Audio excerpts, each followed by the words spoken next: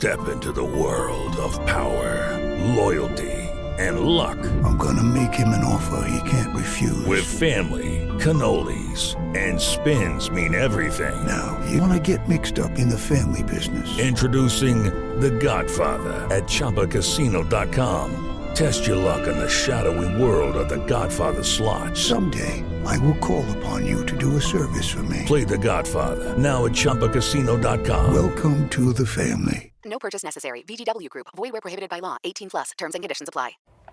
Hello, this is The Harboring Light. I'm Mary. I give a conservative perspective about the world around me. So, feedback is important. Feel free to reach out to me through email, Substack, X, and of course, fill up those comments in YouTube. It's greatly appreciated. So, some of my audio platforms here: Speaker, Spotify, Pandora, iHeartRadio, Amazon, just to name a few. So this episode is all about Madam C.J. Walker. So I said it in passing. And so look at it like this.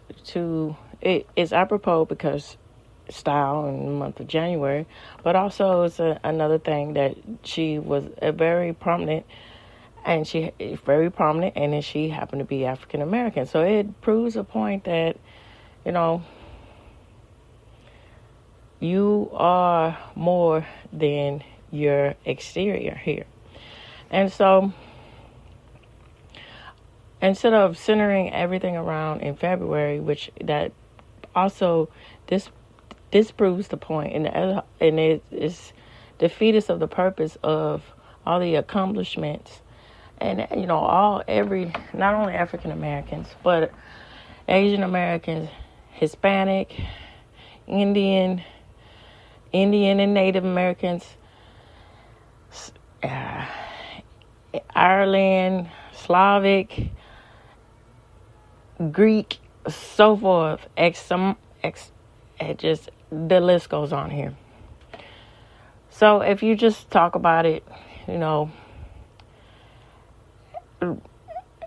versus other months, or versus the month where it's supposed to be talked about, if you talk about it everyday talk, then I think it gets that ball rolling of saying that this isn't just Black history, it's history. Versus the whole thing with, us against them. And then, other cultures, like this isn't just Asian American Heritage Month, whatever. This is Asian American history. Hey, here we go. And so I think that's very prevalent to do, and to get that conversation going. And then I think that's pivotal about America, that you are American no matter your creed. And people are starting to forget that, even more so now. It's not that they've forgotten that, but it's getting, things are getting a lot better. But my whole point is, hey,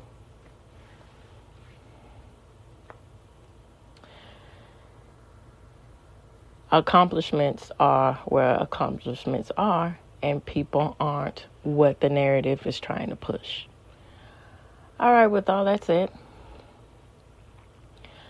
I'd like to know feedback too. I'm doing a new transitional song, and see how y'all think about it. What y'all think about it. Feel free to give me comments about it too. All right, here we go.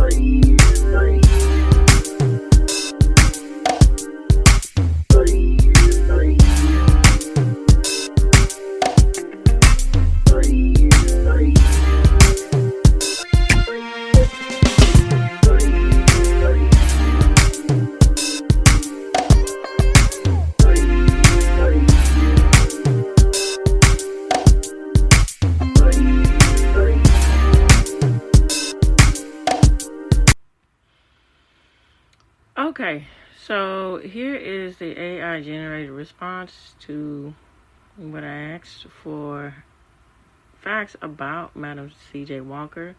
And of course, I'm going to extend this out with more detailed facts on her. And this time, I am going to use Britannica money to get more detailed facts about her life and her work. More specifically, her work and, circumstance of her life that, that is apropos to her work. All right, so she was born in Louisiana and was a pioneering entrepreneur, philanthropist, and activist. She rose from poverty to become one of the wealthiest African American women of her time. Walker developed and marketed a line of hair care products specifically for black women, founding the Madam C.J. Walker Manufacturing Company. Her method of grooming, known as the Walker System of Beauty Culture, included a shampoo, pomade, and a regimen of brushing and using iron combs to promote hair growth and scalp conditioning. Walker's business success led to her becoming the first self-made female millionaire in the United States. She relocated her business to Indianapolis in 1910, where she established a factory, hair salon, and beauty school to train her sales agents. Her company headquarters, later renamed as Madam Walker Theater Center, opened in December of 1927 and included a theater, beauty school, and community space. Beyond her business and achievements, Walker was also known for her philanthropy. She donated generously to educational causes and black charities, including scholarships at Tuskegee Institute and supporting organizations such as the NAACP and the Black YMCA. She also hosted social gatherings at her lavish estate, Villa Luaro in Irvington, New York. Madam C.J. Walker passed away on May 25th of 1919 at the age of 51 due to hypertension. Her legacy continues to be celebrated through various museums, documentaries, and biographical works, including a TV series called Self-Made, inspired by the life of Madam C.J. Walker. Okay, so I'm going to go into depth about my thoughts, and then I'm going to transition into talking about more facts on her with Britannica money. Here we go. Okay, my thoughts. So, can't stress enough that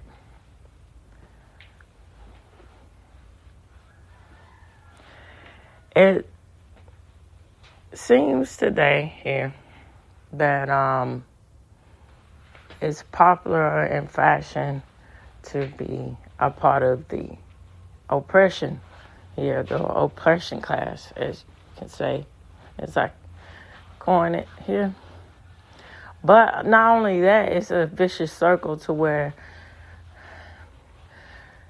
and then, the ridiculous of it all, that you can't only be oppressed, but some people are more oppressed than others. And then you have to know your privilege and your oppression. And then that way that you can truly be, as you say, and as they say, woke and free to the issue, to the cause. It's insanity. I equate it to this with the aspect and it's just wonderful and it's admirable to women like Madam C.J. Walker and men like her and countless others who have paved the way and who have made so many progressions, and the times when it seems like everything is against them, they keep striving on. So imagine this here. I equate it to, now it's a real theory, but I just can't think of it right now. So let's say, which is why people are turning away from, traditional legacy media here. So let's say, local news is can be the worst offender here. So let's say you get all of your information from. It is Ryan Seacrest here. There was a recent social media trend which consisted of flying on a plane with no music, no movies, no entertainment. But a better trend would be going to ChumbaCasino.com. It's like having a mini social casino in your pocket. Chumba Casino has over 100 online casino-style games, all absolutely free. It's the most fun you can have online and on a plane. So grab your free welcome bonus now at ChumbaCasino.com. Sponsored by Chumba Casino. No purchase necessary. VGW Group. Void where prohibited by law. 18 plus terms and conditions apply. Local news, right? You would be walking on your head and you would never want to go outside because it's nothing really normal to a situation to where why would you want to be a part of society? And there's this old journalism saying that it goes as this: dog bites man, no stir in that. That's just what you expect. But if the man bites the dog, then we go. There we go. That's your scoop here.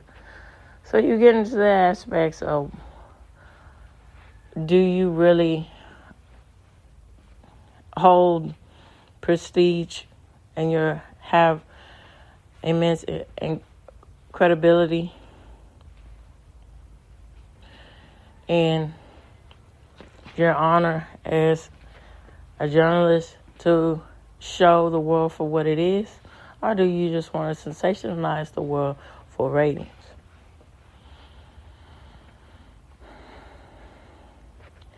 And that's something to really think about here when we get into the aspect in the midst of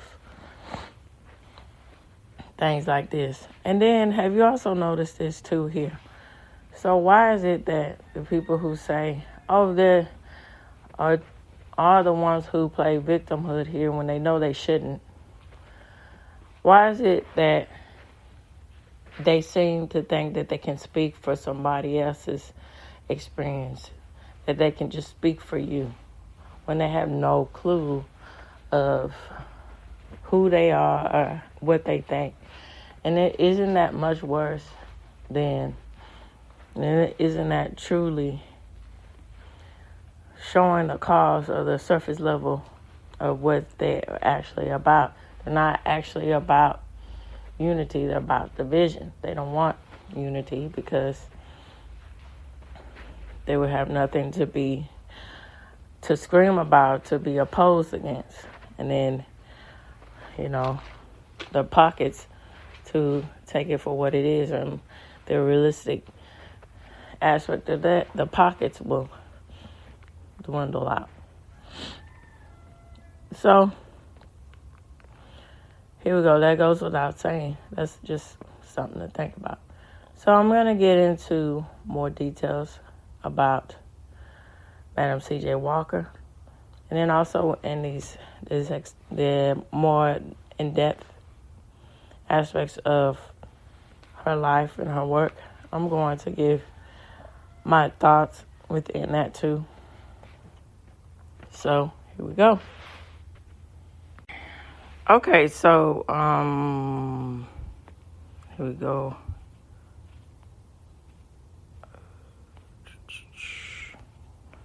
Pull it up for you here. And of course, the source will be provided for you in the episode. So,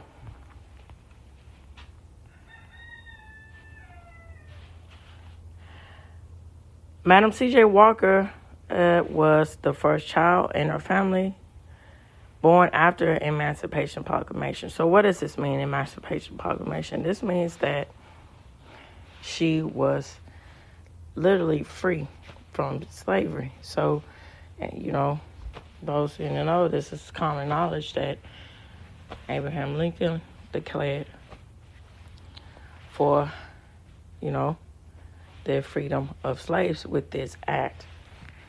So, because of this, Sarah Breed Love was born on the same cotton plantation where her parents, Owen and Minerva Anderson Breedlove, had been enslaved before the American Civil War.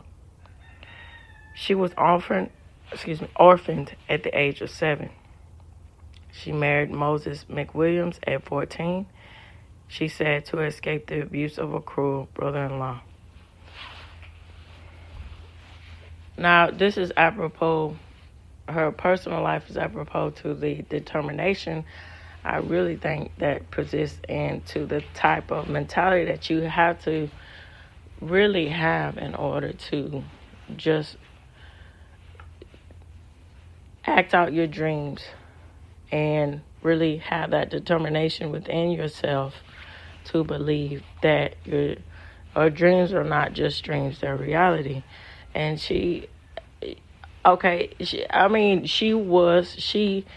her parents were slaves, but she saw the writing on the wall. She said, okay, I'm going to take this opportunity. This is horrible that this happened. And in some cases, some people, unfortunately, still,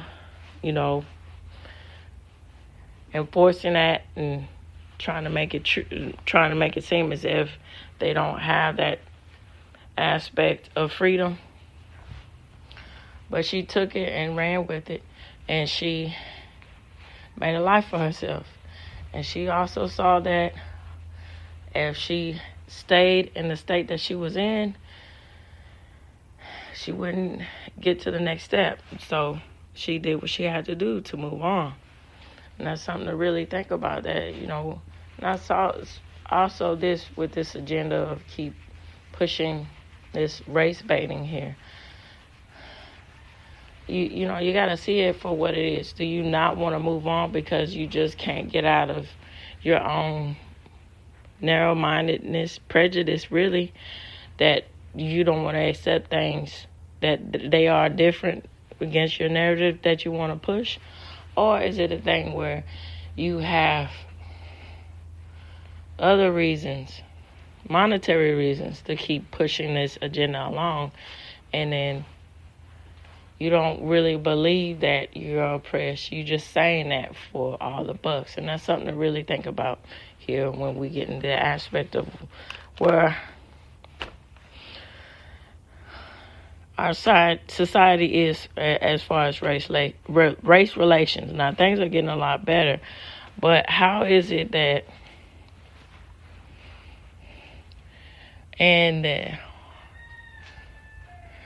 going on to the 21st century and the mid half of the 21st century, that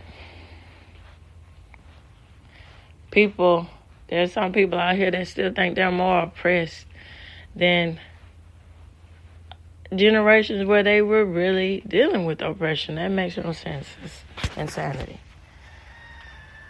Okay, so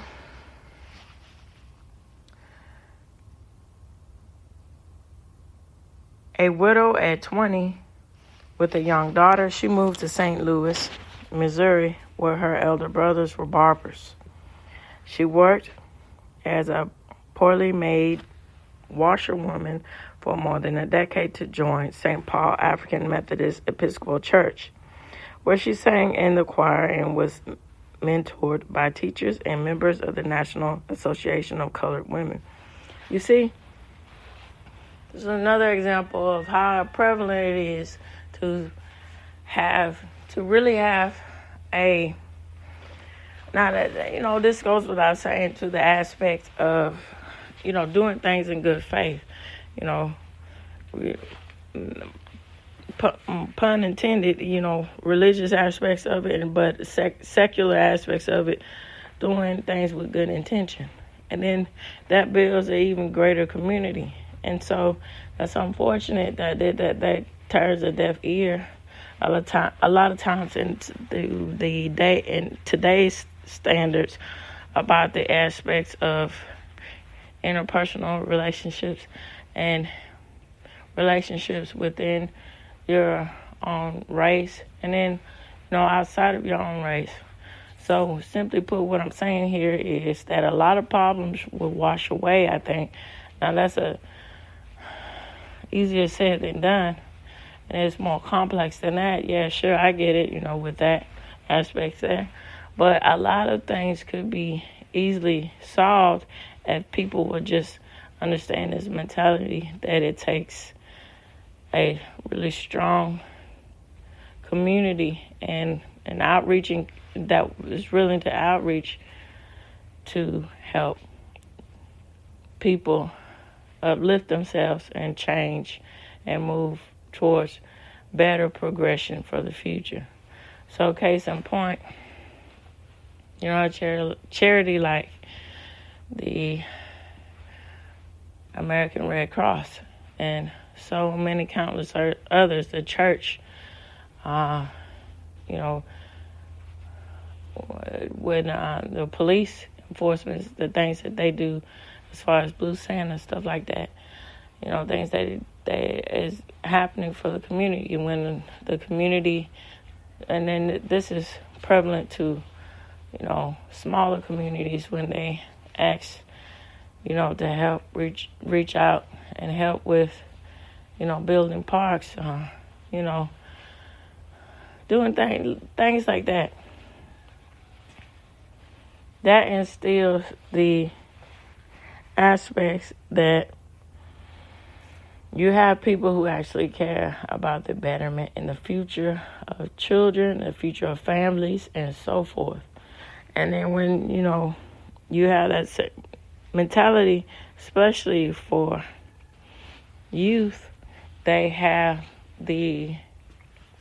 and they constantly see that, and that's instilled in them, 9 times out of 10, that gives them the rational perspective to move on in society and be productive in society instead of just being, being a strain on society or just saying that society is worthless, And that's something to think about here.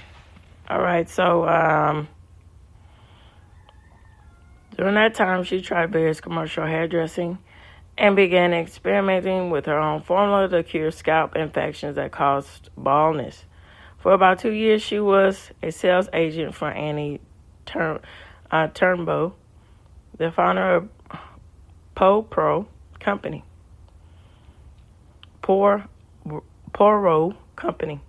After moving to Denver in 1905, she worked as a cook for a pharmacist, from whom she learned the basic chemistry that allowed her to perfect an ointment that healed dandruff and other hygiene-related ailments that were common during the time when most Americans lacked indoor plumbing. And see, that's very...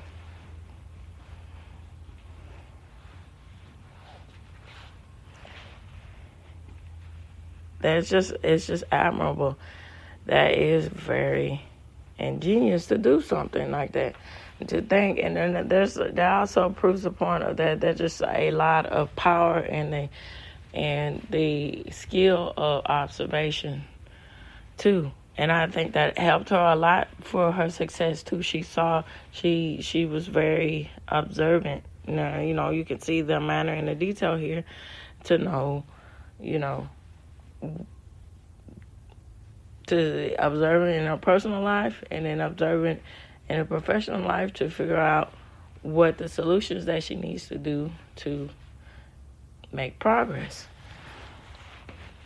All right, and other hygiene-related ailments that were common during the time, as I said, about plumbing, when Americans lacked indoor plumbing. In 1906, she married Charles Joseph Walker and began achieving local success with what later became known as the Walker Method or the Walker System of Beauty Culture.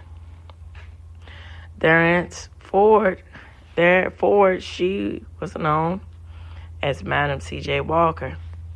So in 1908, after 2 years of training Walker agents and beauty culturists throughout the southern and eastern United States, Walker and her husband settled in Pittsburgh, where she opened the Leah College of Beauty Culture, a school named for her daughter. Drawn to the prosperous black business community in Indianapolis, she relocated the headquarters of Madam C.J. Walker's manufacturing company there in How to have fun, anytime, anywhere. Step 1. Go to ChumbaCasino.com. ChumbaCasino.com. Got it. Step 2. Collect your welcome bonus. Come to Papa welcome bonus. Step 3. Play hundreds of casino-style games for free. That's a lot of games. All for free? Step 4. Unleash your excitement. Woohoo! Chumba Casino has been delivering thrills for over a decade. So claim your free welcome bonus now and live the Chumba life. Visit ChumbaCasino.com. VGW Group. No purchase necessary. Void where prohibited by law. See terms and conditions. 18+. 1910. She continued to develop her business by traveling across the United States and providing career opportunities and economic independence for thousands of African American women who otherwise would have been confined to jobs as maids, cooks, laundresses, and farm hands. Now in 1913, she expanded internationally when she visited the Caribbean and Central America. And in Central America. And she visited these two different countries here. All right, so by 1919, she had claimed 25,000 active Walker sales agents. Walker simultaneously made her mark as a philanthropist, most notably with her $1,000 gift to the American Young Men's Christian Association building in Indianapolis in 1911, and her $5,000 contribution to the NAACP's anti-lynching fund in 1919. Now, that was a real issue that was going on here. Hold on, I'll be right back.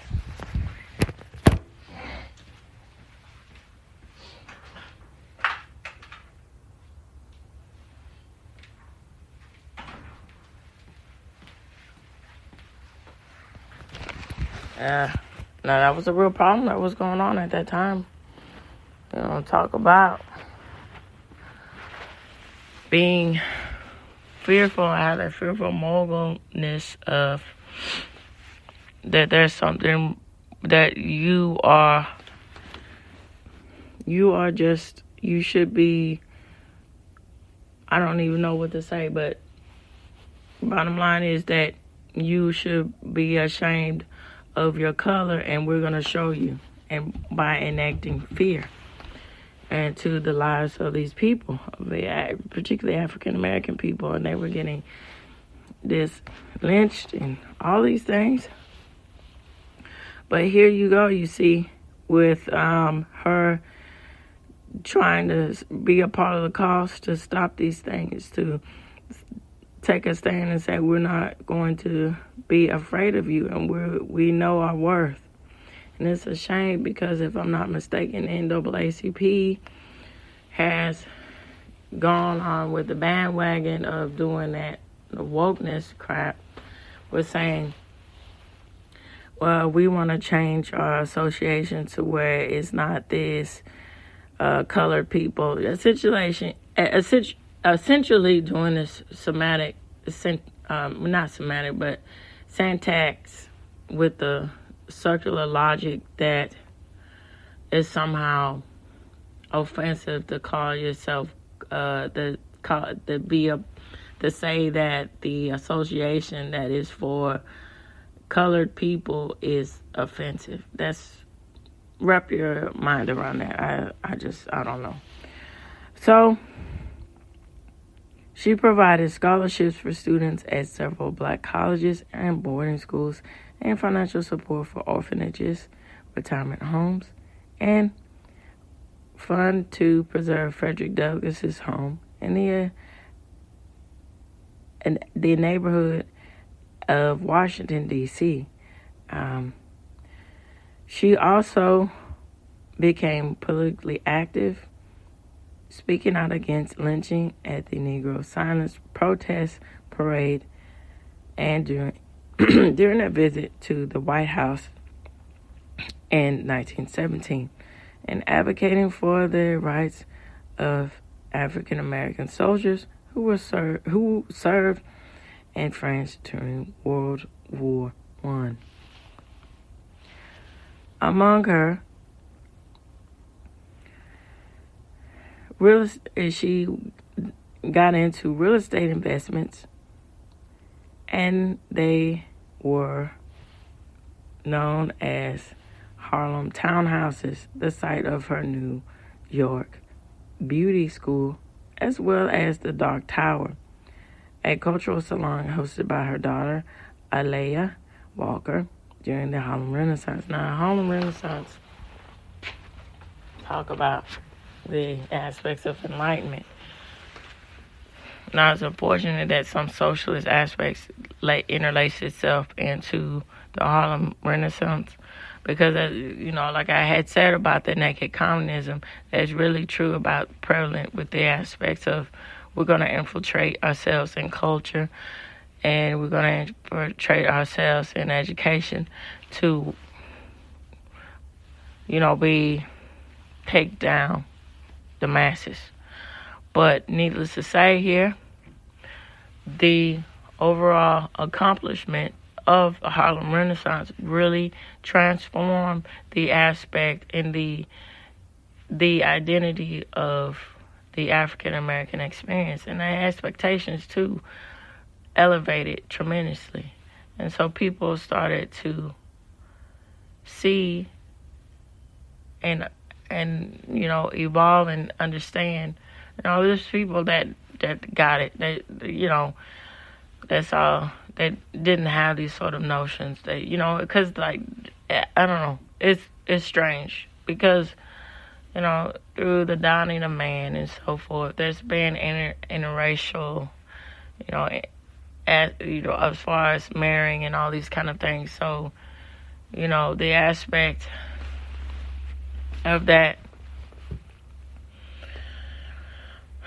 is something that to think about here and to consider when we think about the aspects of race relations. But I don't know, something about racism is uniquely tied to American society.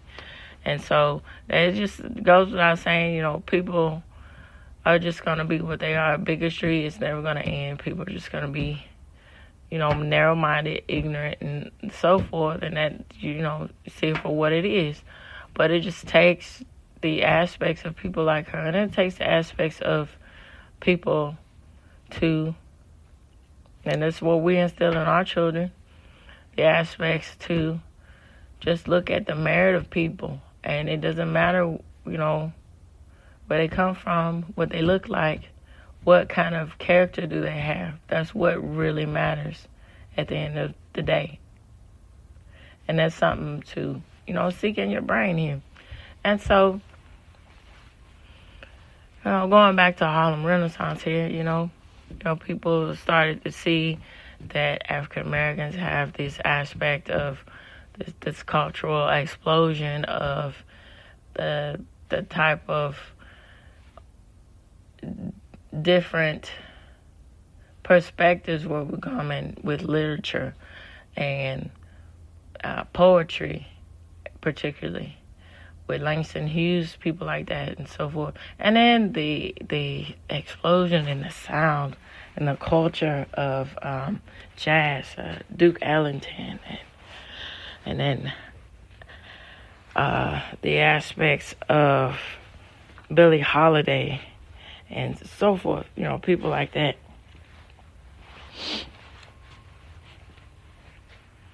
This really, took the nation and on its folds, and and they also did the aspect of people, commingling together, race relations with that, for the aspects of whites and blacks, mingling together, and that's the power with music too. Has that aspect to break the ice and get people of different cultures together, and they have a united bond and music in which they have an appreciation for, and that's really powerful. And so I'm going to talk about the aspects of that, of how class and sophistication really took a whole nother multitude, a whole nother level, with the aspects of talking about the Motown sound and this class and the sophistication of how Motown artists look. And I'm going to go into depth and detail about that on Monday. Okay, so of the 1920s, so Villa Liwaro in Irvington, her estate in Irvington, New York, her mansion, which is now a National Historic Landmark and a National Trust for Historic Preservation and National Treasure. Before her death in 1919, Walker purchased property in downtown Indianapolis that in 1927 became the site of the Madam C.J. Walker Theater Center, another National Historic Landmark. So I'm going to close on this by saying these things.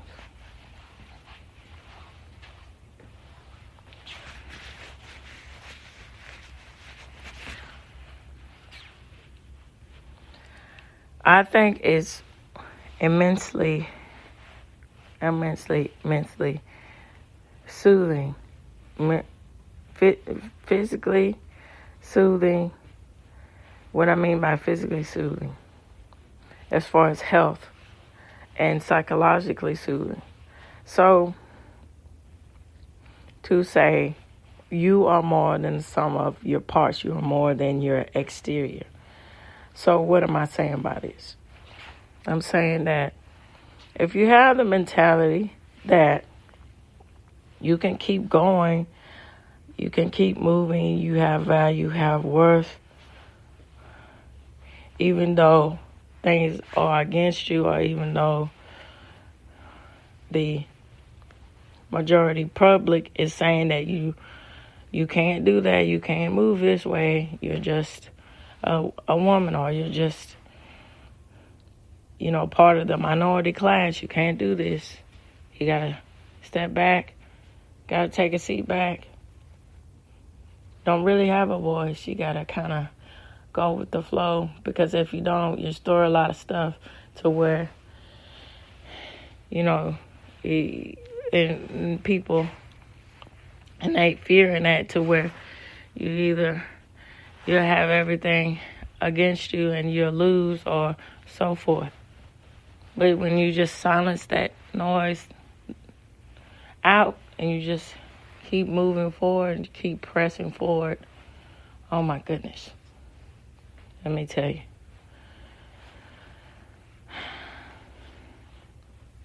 The type of strength will carry out in your character, and people will see that and take notice and appreciate that. And so that innate will change your demeanor and how you see yourself, how you move, how you walk, and even your health, ailments that you have, or you might have, or, so forth will. Now, there's a lot of things that's key to that's tied to the aspect of people's well-being. But I'm just saying that it just the impact that sort of mentality has to just keep going on, Even though everything is against you, just keep trying to do what you can do. Just keep trying. Just keep going. It's needed. It's necessary.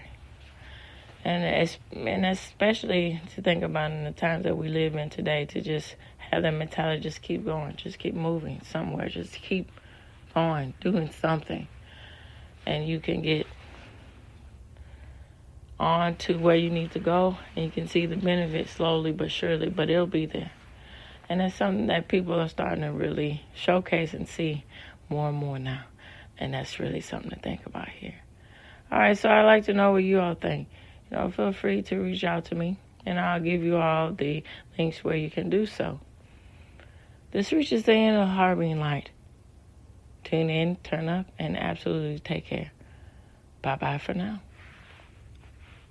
How to have fun, anytime, anywhere. Step 1. Go to ChumbaCasino.com. ChumbaCasino.com. Got it. Step 2. Collect your welcome bonus. Come to Papa welcome bonus. Step 3. Play hundreds of casino-style games for free. That's a lot of games. All for free? Step 4. Unleash your excitement. Woohoo! Chumba Casino has been delivering thrills for over a decade. So claim your free welcome bonus now and live the Chumba life. Visit ChumbaCasino.com. VGW Group. No purchase necessary. Void where prohibited by law. See terms and conditions. 18+.